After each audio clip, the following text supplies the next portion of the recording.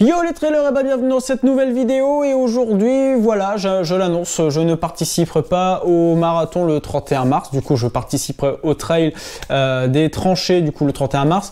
Voilà, je vais juste vous faire un petit récap sur tout ce qui s'est passé au début de la prépa, l'objectif, remettre un peu toutes les choses en place et vous expliquer un peu derrière pourquoi j'ai pas pu aller au bout de ce projet.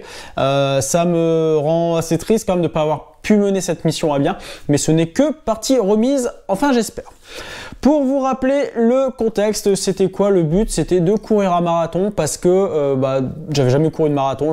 Si j'en ai couru des millions des marathons, enfin pas des millions, mais j'en ai couru pas mal, mais jamais sur route, jamais vraiment poussé à l'extrême de ma capacité physique, vraiment dans des conditions réelles de marathon. Et du coup, je m'étais dit, la nouvelle année, j'ai 3 mois à peu près tranquille avant de me lancer dans un nouveau gros ultra trail et tout ça, donc toute la prépa ultra trail, donc c'est parfait, le bon moment pour lancer cette aventure. Le but du coup c'était d'être prêt pour le 31 mars, donc ce qui me laissait 3 mois de préparation, donc janvier, février, mars, et d'attaquer du coup le marathon La Fortifiée qui est dans le 02. Voilà, c'est un tout petit marathon sans grande prétention où il n'y a pas beaucoup de partants, donc c'était vraiment l'objectif que j'avais, c'était vraiment juste de courir pour moi. Voilà, il y avait genre 100 personnes sur l'édition précédente, et voilà, me faire un marathon vraiment simple, tranquille et voilà, sans prise de tête. Bon, après c'est un marathon qui est assez vallonné, donc bon, ça aurait été peut-être difficile de faire un chrono. Et on parle d'un chrono, quel était-il mon objectif? C'était de passer sous la barre des 3 heures. Bon, je sais pas si vous me suivez sur Strava ou ce genre de choses, mais courir un marathon, aujourd'hui à l'entraînement, je le fais, ça m'arrive, plutôt en trail, hein, jamais en course à pied. Mais voilà, je sais que je tourne entre... Voilà, je crois que mon record sur marathon c'est à peu près 3 heures, 3h02, je crois, quelque chose comme ça. Du coup, l'objectif que je m'étais fixé, c'était de passer sous la barre des 3 heures et potentiellement atteindre la barre des 2h45. Mais du coup, j'avais fait en sorte de prendre un programme pour atteindre cet objectif de 2h45. Comment a été décomposé ce programme? C'est un programme à base de 5 séances par semaine, avec beaucoup de spécifiques, vraiment beaucoup de fond, beaucoup de vitesse, hein, gagner de l'aérobie, du coup pour... pouvoir tenir justement à 15,4 km/h, hein, parce que courir un marathon à 2h45, c'est courir à 15,4 km/h pendant 2h45, je viens de le dire, je boucle. Mais voilà, du coup, ça me semblait à peu près possible du fait que j'étais potentiellement capable de courir en 3 heures et que psychologiquement, j'étais assez motivé sur le projet à la base. Alors pourquoi j'étais motivé par ça? C'est que je me dis que j'ai pas d'expérience et étant coach sportif, c'est quand même plutôt bien d'avoir un peu une connaissance du milieu marathon. Donc de base, c'était quand même un peu une expérience assez osée, n'ayant aucune expérience, aucune sur marathon, sur semi, oui, parce que bon, semi, ça reste une distance très abordable pour moi, mais comme je vous le dis, jamais à me cramer et à tourner haut dans les tours. Je sais même pas une idée de combien je peux faire sur un semi. En tout cas, voilà, je m'étais vraiment lancé dans ce défi fou, plein d'entrain, à me dire, allez, vas-y, c'était pas mal. Et j'avais déjà commencé en fin d'année, donc fin 2018, à préparer mon corps, du coup à basculer le mode de fonctionnement de mon corps en quelque chose de plus rapide, parce que bon, quand tu fais une saison d'ultra trail, effectivement ton corps s'enlise dans ce mode de fonctionnement là, et du coup on manque un peu de vitesse. On a une énorme résistance à faible volume, vitesse et intensité sur du très long terme, mais voilà, courir 3 heures à fond de balle, c'est un peu plus compliqué. Donc j'ai commencé à amorcer cette transition tranquillement fin d'année pour être au départ du coup du programme la première semaine de janvier. Entre deux, je suis passé un petit peu par la case ostéo médecin du sport pour faire un peu le point du coup sur l'année écoulée, faire la révision complète des 4000 km et du coup parler de ce nouveau projet. Et j'ai eu quelques entre guillemets réticences de mon médecin par rapport à ce projet. Pourquoi? Parce que en fait, ce qui s'est passé, c'est que alors le cardio était très bon. Alors en termes de cardio, j'étais bon, j'étais prêt. Je veux dire, courir à 15,4 aujourd'hui maintenant avec déjà 2 mois d'entraînement dans les pattes, effectivement, j'ai un cardio qui est très même en dessous de mon seuil, donc de l'allure visée en marathon quand on court un marathon, donc on est au seuil, donc 80% de fréquence cardiaque max. De réserve, pardon.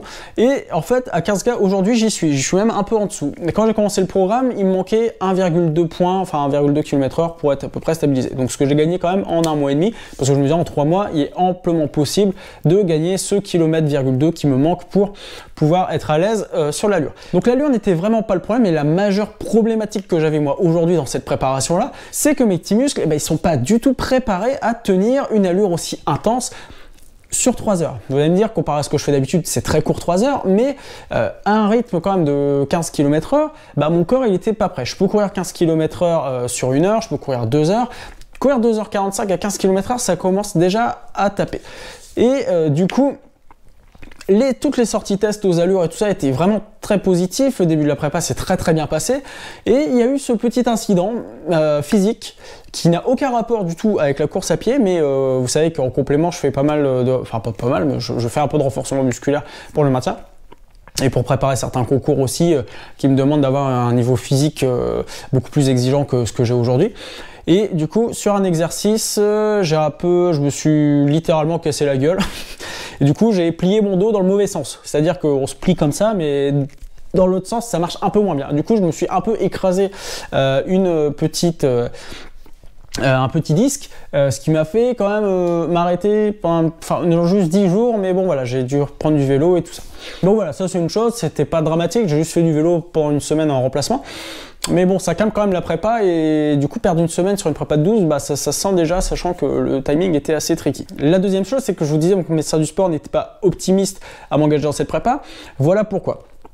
Je vous explique. Aujourd'hui, moi je fais l'ultra trail. Donc quand j'ai commencé l'ultra trail, j'ai commencé avec un programme courir 20 bornes. 30, 40, 50, performer, blablabla. Donc j'ai eu une belle progression sur l'ultra trail, donc mon corps a eu le temps de s'adapter progressivement et au fil de tous ces objectifs que vous voyez derrière, j'ai eu le temps de m'adapter, mon corps a eu le temps de s'y faire, s'habituer et d'avoir une belle progression naturelle et sans me faire mal. Le problème c'est qu'aujourd'hui j'ai pris mon niveau de course à pied de trail, d'ultra trail, et j'ai voulu prendre un programme marathon équivalent. Sauf que j'ai pas respecté toutes les étapes que j'avais eues ici sur l'ultra trail que j'aurais dû avoir sur le marathon parce que je voulais directement passer trop haut.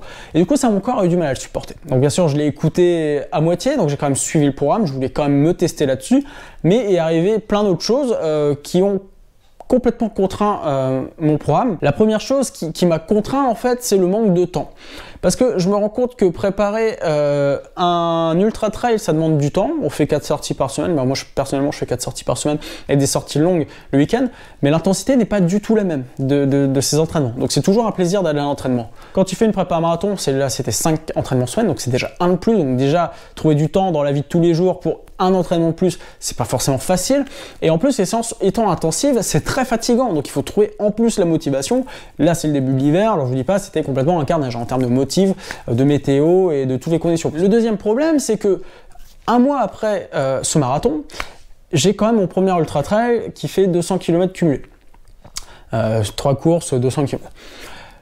Donc, il fallait que je concilie la prépa marathon avec la prépa ultra trail. Donc, ce que j'ai fait, c'est que pour rester un peu dans ce concept-là, j'ai allongé sur 4 de mes séances les temps d'échauffement et de récupération pour maintenir des sorties longues comme je peux le faire. Parce que là, les entraînements, il y en a 5 par semaine, ils sont plus courts et par rapport à mes séances que je fais d'habitude. Donc, c'était plutôt basé sur 45 minutes, 1 heure, sauf certaines sorties qui étaient un peu plus longues le week-end. Sauf que moi, mes sorties de base, c'est 1h30. Donc, il fallait que je conserve quand même un fond. Et à ça, je rajoutais des séances, des sorties très longues le week-end, en sacrifice de sorties longues, marathon, donc quand même d'1h30, mais à des allures intensives. Donc c'est vachement tricky d'essayer d'assembler les deux. Mais voilà, bon, en soi, ça marchait pas trop mal, mais effectivement, physiquement, c'était pas simple de casser les types de rythme entre les séances. C'est assez frustrant aussi d'un autre côté, parce que la préparation marathon, pour moi, ça m'a pas du tout intéressé. Voilà, c'est un autre point noir que j'ai eu dans cette préparation-là. C'est que ça m'a pas du tout intéressé. Je faisais mes séances vraiment par défaut, je faisais ce que la montre me disait, elle me disait cours, je courais, je ralentissais quand il fallait ralentir, mais en soi c'était pas intéressant. Alors c'est génial la sensation d'aller vite, de trouver d'autres choses en fait, d'être confortable quand on court à 15 km/h, c'est sûr que ça fait plaisir, mais derrière il n'y avait pas vraiment d'intérêt sur les séances, c'était toujours tu pars, tu cours, tu reviens, tu pars, tu cours, tu reviens, et enfin, je sais pas, il y avait vraiment pas le temps où c'est toujours focus sur la perf et toujours le nez sur la montre, et ça c'est vraiment quelque chose que je trouve très désagréable. Parce que mon programme de Masunto, c'était genre les kilomètres-heure et le chrono. Il y avait que ça sur ma montre et écrit en groupe parce que voilà, il fallait que je tienne des allures et bosser en VMA. Voilà, c'était une autre expérience assez étrange pour moi parce que je travaille toujours en FCM. Et même aujourd'hui, je regarde même plus ma montre parce que je connais parfaitement mes allures. Mais voilà, j'ai dû découvrir une nouvelle façon de travailler qui n'est pas franchement en adéquation avec moi-même, parce que regarder la montre toutes les 10 secondes pour voir si on est toujours à la bonne vitesse, bah c'est pas ma manière de faire. Et du coup, à se projeter dans le marathon et dire tiens, pendant 3 heures, je vais être là, non, voilà, ça me plaisait pas plus que ça. Et puis, bah en fait, finalement, je me suis rendu compte que dans cette période-là de ma vie aujourd'hui, c'est que j'avais pas le temps, si vous voulez, de caler 5 entraînements toutes les semaines. Enfin, c'était un enfer avec toutes les démarches administratives que je suis en train de faire en ce moment, le travail et tout ça. C'est impensable tous les soirs de rentrer et d'aller courir. J'avais pas la disponibilité d'esprit pour faire ça et j'avais pas l'envie non plus parce que voilà, mes journées sont un peu à 100 à l'heure et le soir où tu as envie un peu de t'étendre, il faut aller te courir, même si c'est qu'une heure, bah, il faut quand même se préparer, s'équiper, partir courir, revenir, se détendre, prendre une douche, s'étirer et garder un peu tout ce quotidien, puis faire à manger, blablabla. Donc c'était très compliqué et puis ben, le fait d'être préoccupé par beaucoup de choses dans ma tête, d'administration et tous ces trucs là, bah, ça a un peu empêché mon esprit et mon corps de rentrer pleinement dans cette préparation là et du coup voilà, c'est pour ça que là j'ai décidé la semaine dernière d'arrêter cette préparation et du coup de retourner le 31 mars sur le trail des tranchées. Bon alors forcément je vise une perf, non, mais j'essaye de faire quelque chose de bien comme l'année dernière sur le trail des tranchées parce que foncièrement j'ai quand même bien creusé mes allures et tout ça, je suis beaucoup plus rapide qu'avant, mon cardio est bien plus bas et du coup je pense que ça peut donner des bonnes choses sur ce trail de 55 km du coup avec 1007 de D+. L'année dernière j'ai fini 11e, donc voilà, je vais essayer de viser un top 10 cette année. Alors je dis ça, je verrai comment j'arrive parce que bon, j'y vais sans prétention. Voilà, enfin, je ne vise pas un top 10. J'irai, si je fais un top 10, je fais un top 10. Le but, c'est de faire un meilleur temps que l'année dernière, qui était de 5h20 à peu près. Et donc, voilà. Et la toute dernière chose aussi, c'est que avril va être un mois très compliqué en termes de trail, parce que je cours, du coup, j'aurais dû courir le marathon le 31. La semaine d'après, je courais 60 bornes sur le trail des Châteaux. La semaine d'après, on se faisait un week-end choc de 120 km. Et 2 semaines après ce week-end choc, j'avais le fameux trail de 200 km. Donc si je me pétais directement sur le marathon, en soi, je me pétais tout le mois. Et c'est pas vraiment quelque chose que j'avais envie de vivre. Pour rien vous cacher. Donc voilà, ça a été la dernière prise de conscience et disons la décision la plus logique pour moi aujourd'hui que d'arrêter cette prépa marathon et de reprendre du coup un entraînement trail ultra trail classique. Donc je ne lâche pas le défi, ça reste dans un coin de ma tête, je pense que je le ferai quand même un jour, mais voilà, c'était pas le bon moment, c'était pas le bon endroit et bon voilà quoi, ce sont les aléas de la vie, il faut savoir reconnaître on n'est pas capable de rentrer à 100% dans sa préparation et qu'on va faire un truc pas bien. Et plutôt que prendre le risque d'être déçu et de se blesser, je préfère retourner sur mes fondamentaux et mes acquis et repartir sur une nouvelle saison de trail. Donc voilà, vous savez tout de cet arrêt malheureux de ma préparation marathon. Je suis désolé, je sais que beaucoup se faisaient une joie de voir un peu quel chrono j'aurais pu faire sur ce type d'épreuve. Mais comme je vous le dis, c'est pas perdu, on trouvera forcément un moment pour le faire. Peut-être, je sais pas, quand j'aurai l'esprit plus dispo et plus libre, ce qui risque pas d'arriver dans les 2 prochaines années, mais bon, ça, bref, on en reparlera. Mais bon, en tout cas, voilà. Merci à tous d'avoir suivi cette vidéo. J'espère que vous comprenez du coup ma décision. Et puis, je vous dis à très bientôt dans une prochaine vidéo ou sur un prochain trail. Ciao!